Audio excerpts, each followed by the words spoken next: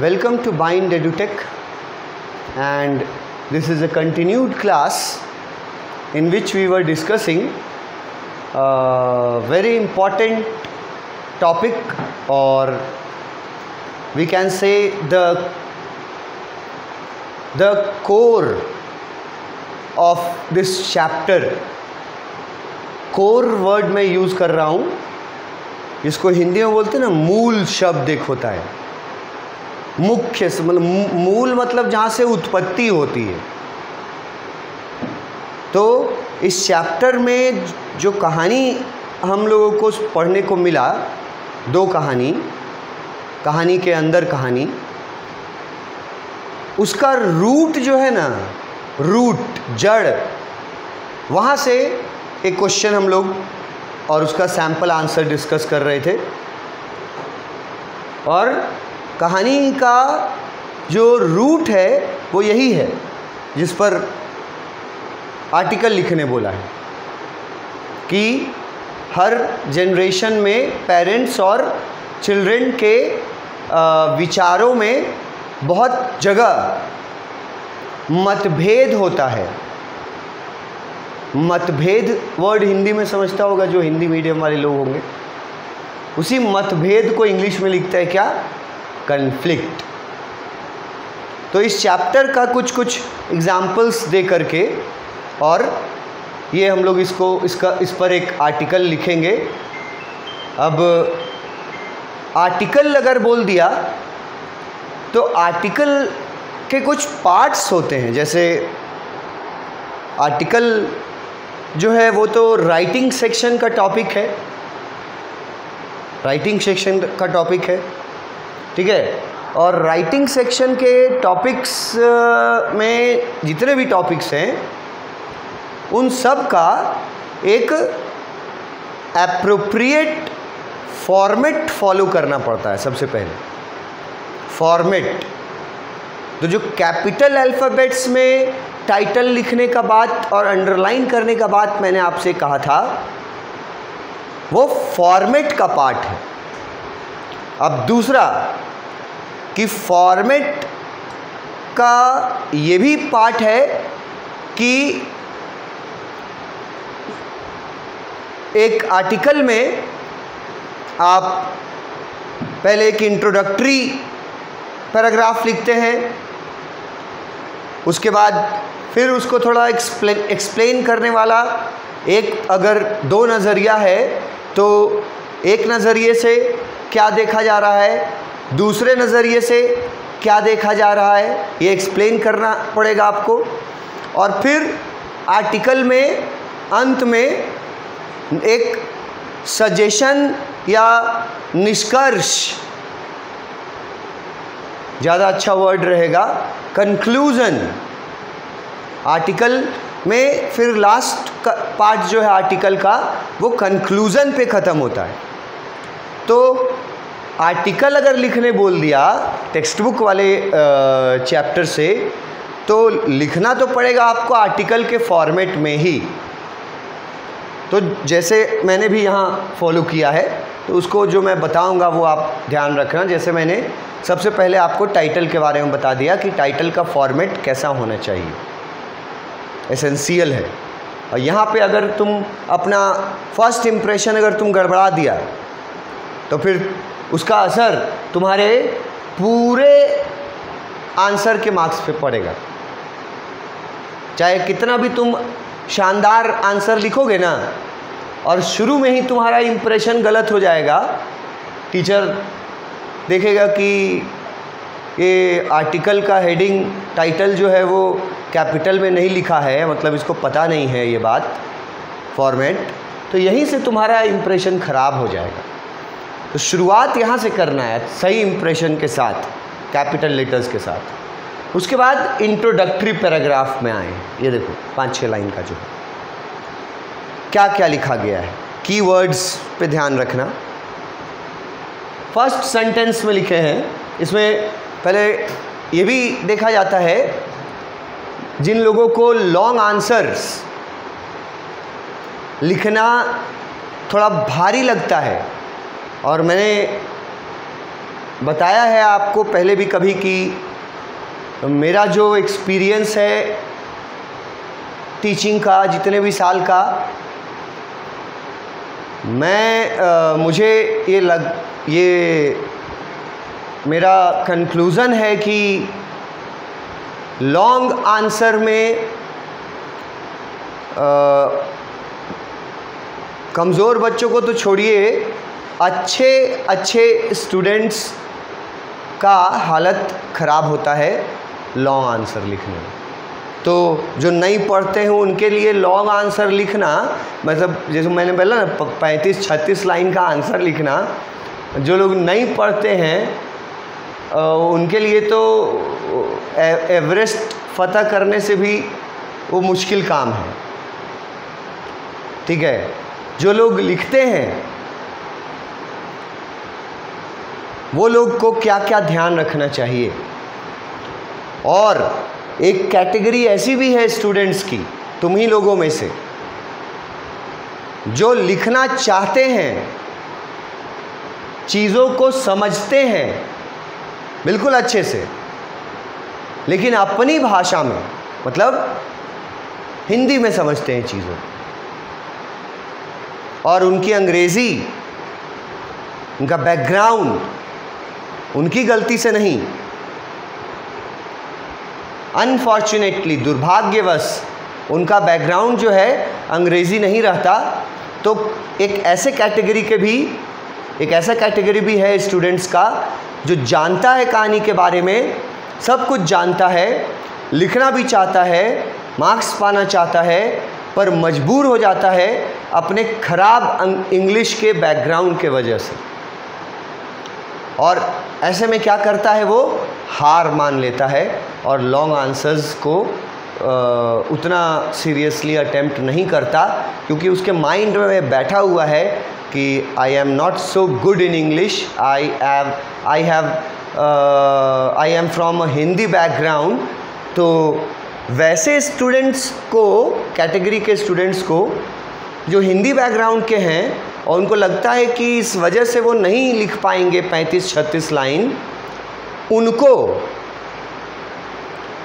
मैं स्पेशली ये सजेस्ट करना चाहता हूँ कि हर पैराग्राफ का कीवर्ड्स और कितने कितने सेंटेंसेस यूज़ किए गए हैं, ये अगर तुम समझ लो, यहाँ जो मैं समझा रहा हूँ, उसके बाद अगर तुम लिखने की कोशिश करोगे तो हो सकता है कि तुम्हारी अंग्रेज़ी में ग्रामर मिस्टेक हो, स्पेलिंग मिस्टेक हो, पर टीचर वो पढ़ करके समझ जाएंगे कि तुम जानते हो, लिखने की कोशिश भी कर रहे हो, पर मीडियम इंग्लिश होने के वजह से तुम नहीं लिख पा रहे हो। तो इसका ना तुमको बोनस मिलेगा। कोशिश करो जो लोग लिखना चाहते हो, और खाली की पॉइंट्स पे ध्यान रखो, कितना लाइन कौन सा पैराग्राफ में यूज़ किया गया, और सेंटेंस के हिसाब से, लाइंस और सेंटेंस, वाक्य के हिसाब से चलोगे ना, बहुत फ़ायदा रहेगा और बहुत अच्छा मार्क्स ले आओगे। वो लोग भी जिनको लगता है कि वो इतना 35-36 लाइन नहीं लिख सकते, मैं एश्योर करता हूँ, आप ध्यान दो, आप लिख लीजिएगा। तो जो पहला इंट्रोडक्टरी पैराग्राफ है ना, इसमें जैसे 4-5 लाइन जो भी दिख रहा है यहाँ, सेंटेंसेस में अगर हम इसको देखते हैं तो ये देखो, एक पहला सेंटेंस यहाँ, दूसरा सेंटेंस वहाँ और तीसरा सेंटेंस वहाँ, 3 सेंटेंस का इंट्रोडक्टरी पैराग्राफ है। पहले दिमाग में ये धसाना है कि 3 सेंटेंस, 3 वाक्य इंट्रोडक्शन वाले पैराग्राफ में लिखना है इस आंसर में। अब कौन कौन से 3 वाक्य हैं? पहला वाक्य, ये तो क्वेश्चन सही है, अपने तो नहीं लिखना, ये तो क्वेश्चन सही है। The conflict between parents and children, question सही है, ये तो पहला सेंटेंस जो स्टार्ट किए हैं। The conflict between parents and children, कि इनके बीच जो मतभेद होता है।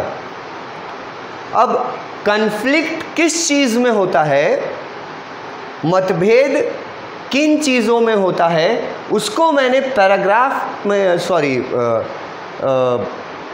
एक ब्रैकेट बना करके मैंने यहाँ 3 वर्ड्स लिखे हैं कि कन्फ्लिक्ट जो मतभेद है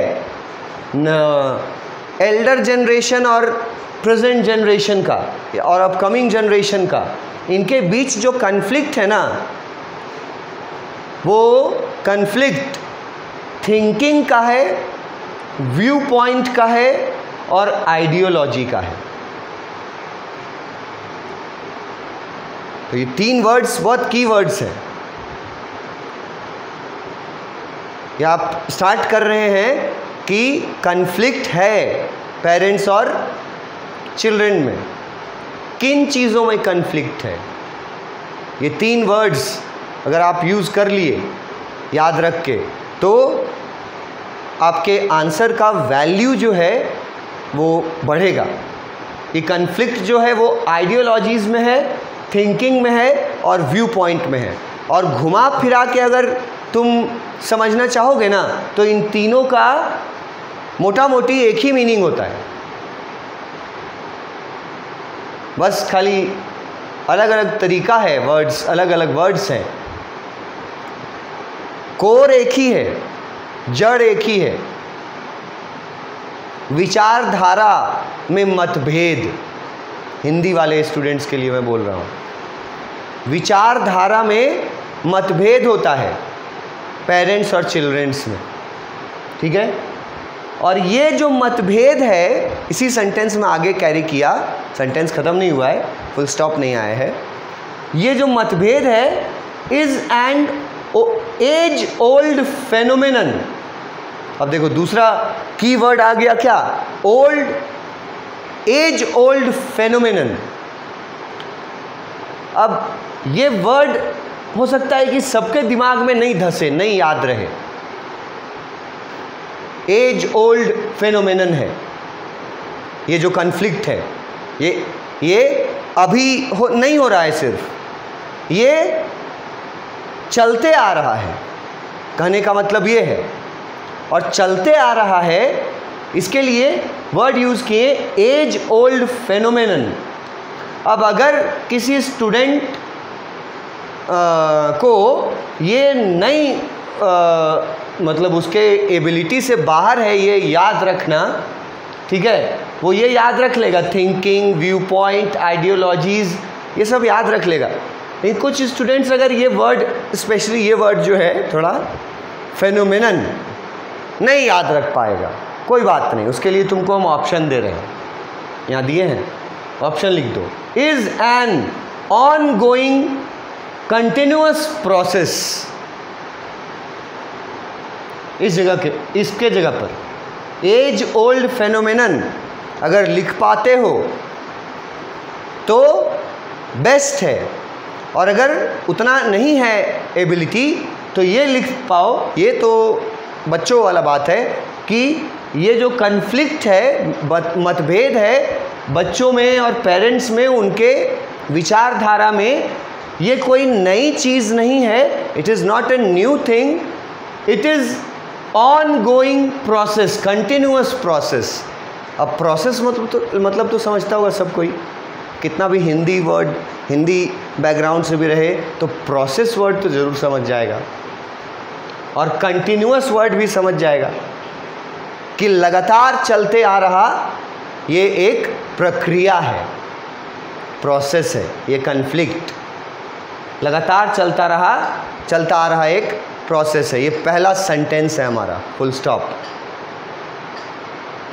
देख रहे हो ना। तो अब ऐसे याद रखने का तरीका, की पॉइंट्स ये होता है कि स्टार्टिंग के कन्फ्लिक्ट जो है पेरेंट्स और चिल्ड्रन का किन किन चीज़ों में, वो लिख दिए, और उसके बाद ये बताए कि ये कन्फ्लिक्ट कोई नया नहीं है, ये एज ओल्ड फेनोमेनन है, मतलब हमेशा से चलता आ रहा है। अब अगर किसी स्टूडेंट को एज ओल्ड फेनोमेनन वर्ड में दिक्कत है तो वो लिखो ये वाला ऑनगोइंग प्रोसेस है, कंटिन्यूअस प्रोसेस है, ये तो लिख सकता है सब कोई। फर्स्ट सेंटेंस हुआ। दूसरा sentence, some call it a generation gap. ये जो कन्फ्लिक्ट है ना, मतभेद, कुछ लोग इसी मतभेद को जनरेशन गैप के नाम से जानते हैं और मतलब बोलते हैं। इसी कन्फ्लिक्ट को, ये मतभेद को some call it a generation gap. Second sentence छोटा है कि इसी मतभेद को क्या बोला जाता है, जनरेशन गैप। तो जनरेशन गैप वर्ड याद रखो। उसके बाद ये सेंटेंस कंटिन्यू है, और कुछ लोग इसी को कन्फ्लिक्ट ऑफ आइडियाज़ भी बोलते हैं। तो अब ये तो हम यहीं बता दिए थे भाई, आइडियोलॉजी में ही कन्फ्लिक्ट थिंकिंग का है, ठीक है, व्यू पॉइंट का है और आइडियोलॉजी का है। तो यहाँ से ही ये वर्ड रिपीट कर सकते हो तुम कि some call it a generation gap and another, मतलब और लोग जो हैं वो लोग इसको कन्फ्लिक्ट ऑफ आइडियाज़ भी बोलते हैं। आइडिया मतलब तो समझता हो सब कोई, हिंदी वर्ड है आइडिया, हिंदी जैसा यूज़ करते हो। विचार, हिंदी विचार, तो विचारों में मतभेद, इसी को जनरेशन गैप बोलता है कोई, इसी को कोई बोलता है विचारों में मतभेद। और ये नया चीज़ नहीं है, ये एक कंटिन्यूअस प्रोसेस है। और ये मतभेद किस चीज़ में रहता है, थिंकिंग में, व्यू पॉइंट में और आइडियोलॉजी में, पेरेंट्स और चिल्ड्रंस के बीच। अब थर्ड और आखिरी सेंटेंस फर्स्ट पैराग्राफ का क्या लिखा है, in fact they both seem to be right on their part. छोटा सेंटेंस है। अब यहां पर बोथ वर्ड है, दे बोथ। अब पहले तो ये आपको समझ में आना चाहिए कि यहाँ दे किनके लिए यूज किया गया है, बोथ, दे बोथ। कौन है ये दे बोथ? बहुत इजी है, पेरेंट्स एंड चिल्ड्रन, उन्हीं को बोला गया दे बोथ। वो लिखा गया कि सच्चाई ये है, इनफैक्ट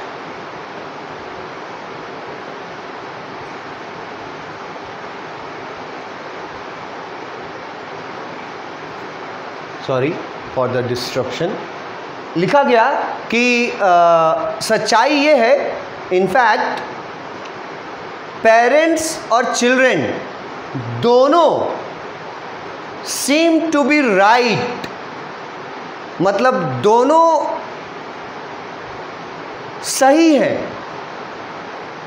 ऑन देयर पार्ट, अपने अपने समझ के अनुसार, अपने अपने पक्ष के अनुसार, अपने अपने उम्र के अनुसार, हर चीज़ के अनुसार वो लोग जो हैं वो दोनों सही हैं। मतलब कि इंट्रोडक्शन पैराग्राफ में लास्ट सेंटेंस में क्या किया, तुमको बीच का रास्ता अपना लेना है, ना पेरेंट्स के पक्ष में लिखना है ना चिल्ड्रंस के पक्ष में लिखना है कि पेरेंट्स सही होते हैं ये भी नहीं लिखना है, कि चिल्ड्रन सही होते हैं ये भी नहीं लिखना है, बीच बीच से निकल जाना है, दोनों को बचाते हुए। तो ये बीच बीच से निकला गया इस सेंटेंस में कि अगर देखा जाए तो दोनों पेरेंट्स और चिल्ड्रन दोनों अपने अपने व्यू पॉइंट्स दोनों का सही होता है, ऑन देयर पार्ट, मतलब उनके तरफ से, मतलब उनके नज़रिए से। अब एक हम बहुत छोटा सा एग्जाम्पल देंगे कि ये जो वर्ड लिखा गया कि दोनों सही हैं अपने अपने जगह पर। पेरेंट्स का भी सोचना सही है, चिल्ड्रन का भी सोचना सही है, अपने अपने जगह पर। ये बात लिखा गया ये मतलब कंक्लूसिव बात था ये पैराग्राफ का।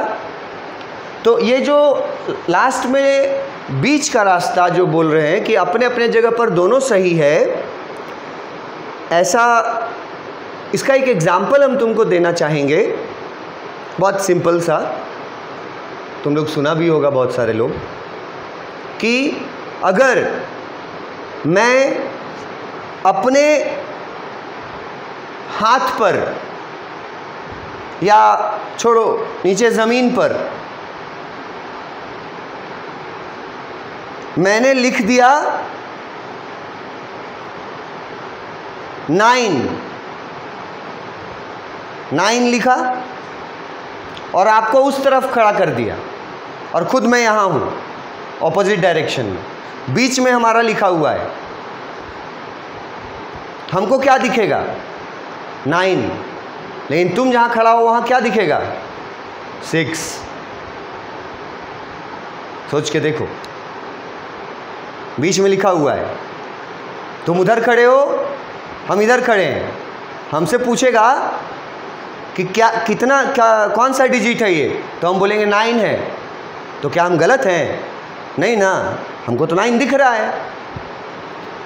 तुमसे पूछेगा उसी चीज़ के बारे में कि कौन सा डिजिट लिखा हुआ है, तो तुम क्या बोलोगे? तुम बोलोगे 6 है। तो क्या तुम गलत हो? नहीं, क्योंकि तुम्हारे तरफ से तो वो 6 ही दिख रहा है ना। तो एक ही चीज़ को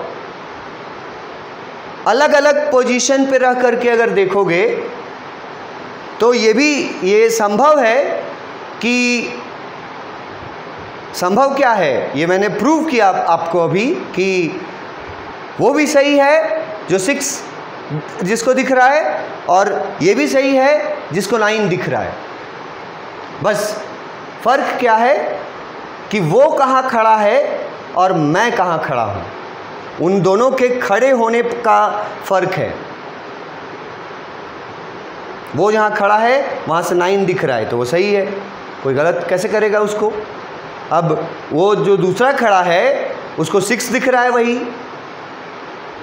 तो उसको कैसे गलत करेगा कोई। इसीलिए लिखा गया, एग्जाम्पल मैंने दिया, इसीलिए यहाँ लिखा गया कि इनफैक्ट दोनों अपने अपने जगह पर सही होते हैं।